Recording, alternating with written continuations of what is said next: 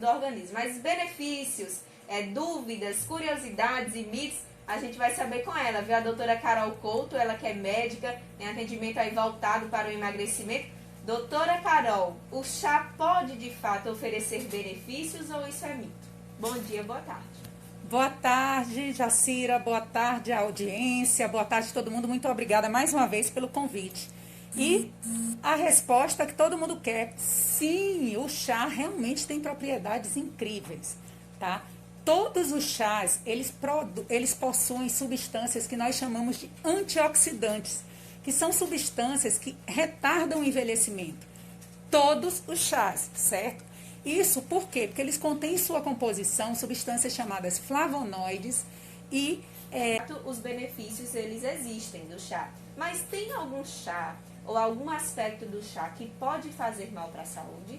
Sim, assim como tem benefícios, o chá também pode trazer malefícios quando mal indicado. A gente precisa entender, como sempre, como a gente sempre fala em toda entrevista, qualquer substância, seja ela natural ou não, tem riscos e tem benefícios.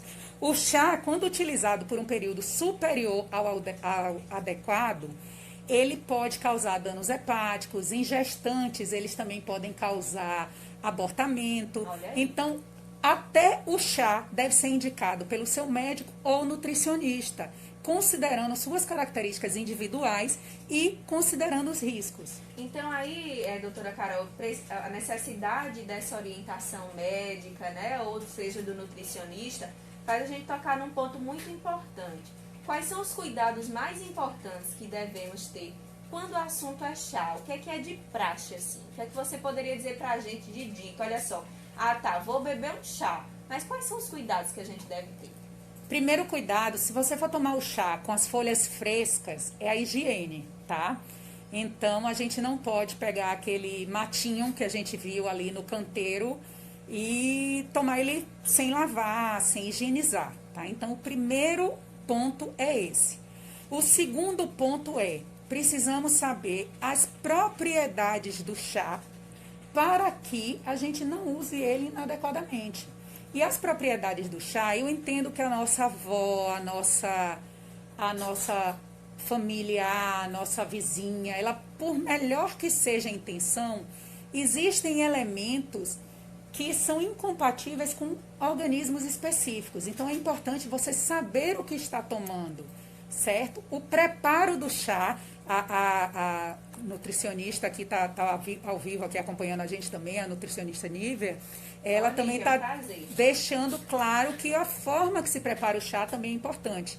Muita gente coloca a folha lá e deixa ferver, quando na verdade você tem que esquentar a água com a temperatura que não necessariamente precisa ser fervendo, depois colocar ou o saquinho ou a própria folha, certo? A gente faz uma infusão, mas porque senão você perde as propriedades. Pois é, sobre como preparar o chá, a gente vai trazer no segundo bloco, viu? Como é que a gente prepara, quanto que deve ser de água, quanto que deve ser de erva. Mas aí, doutora Carol, você falou dessa coisa, por exemplo, a gente perguntou dos cuidados, os principais, e você tocou nesse ponto sobre as ervas frescas, né, e secas, que tem aí uma diferença. E tem pergunta de ouvinte sobre isso. O Carlos Santos, aqui da cidade universitária em Petrolina, mandou pergunta pra gente. Vamos ouvir então a participação do ouvinte.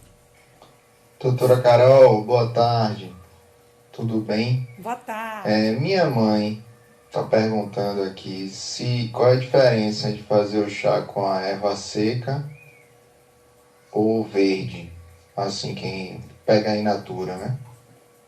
E aí, doutora Carol? É o seguinte, em geral, quando é in natura, as propriedades, a gente tem mais garantias de que as propriedades estão preservadas, tá?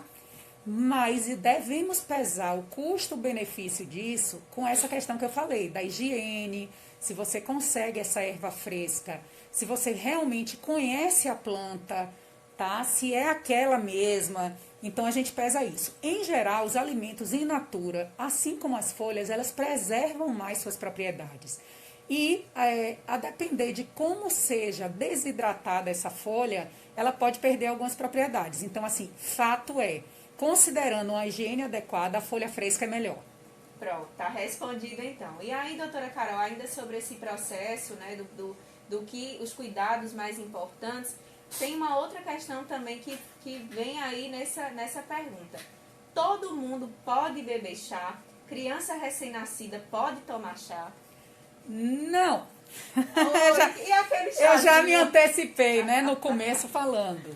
Não, gente, chá, por incrível que pareça, por mais inócuo que pareça, tem alguns que têm algumas substâncias que têm o potencial de aumentar a pressão, outros de abaixar a pressão. Criança, aquele chazinho de erva doce que a vozinha passa, parece super inocente, né? Dias de nascido, criança já toma chá. Olha só, primeiro, a amamentação exclusiva, ela não precisa de nenhum suplemento, inclusive do chá. Então, assim, se a criança tem gases, porque no geral o chazinho as pessoas dão para gases ou para acalmar o bebê, Exatamente. a criança não precisa. No geral, movimentos no abdômen, ele já consegue sanar. Em alguns casos raros, porque nem tudo é extremo, né? A medicina não é uma ciência exata. Então, existem nenéns que acontece de estarem em amamentação não exclusiva, que usam fórmulas, e essas fórmulas causam uma constipação em que a gente não pode utilizar medicamentos. E aí o pediatra indica na dose adequada o chá. Então, assim, são situações excepcionais, no geral, quando o bebê está em aleitamento misto, certo? Mama e também toma fórmula. Por quê? Porque a fórmula tem outros elementos que às vezes demandam ser compensados até com um pouquinho de água. Já na amamentação exclusiva, a mama supre todas as necessidades. E se você introduz o chá, você altera o paladar da criança, você oferece um aporte maior de água, então não é recomendado. Quanto às outras pessoas, é como eu disse, vai variar de acordo com o tipo de chá. Então, gestante, por exemplo, recomenda-se que não tome quase nenhum chá, que a maioria deles exerce um efeito de relaxamento da musculatura uterina. E isso faz com que a pessoa aborte, tá? Ó, tá aí. Doutora Carol, agora a gente entendeu então que os bebês recém-nascidos não devem tomar chá. Mas então a partir de qual idade, né? Porque a gente sabe que o bebê tá ali. Então a partir de qual idade você pode introduzir, por exemplo, na alimentação da criança, enfim, na ingestão de líquidos, o chá? Tá. Embora eu não seja pediatra, e o nosso foco seja mais a questão de emagrecimento, né, a questão de adulto, é importante a gente conversar isso com o pediatra, A orientação certo? médica. A orientação do pediatra. No geral, esse tipo de alimento, sendo natural, se insere a partir dos 6 meses, quando sai da amamentação exclusiva. Entendi.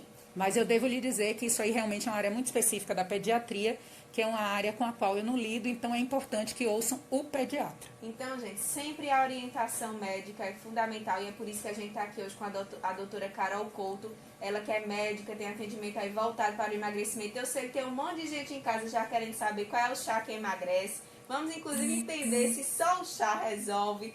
E aí, já a gente vai trazer outras informações, mas tem mais participações dos nossos ouvintes. Vamos ouvir agora a participação da Ana Dias, ela que mandou mensagem pra gente lá da Orla, aqui de Petrolina, viu? Vamos ouvir.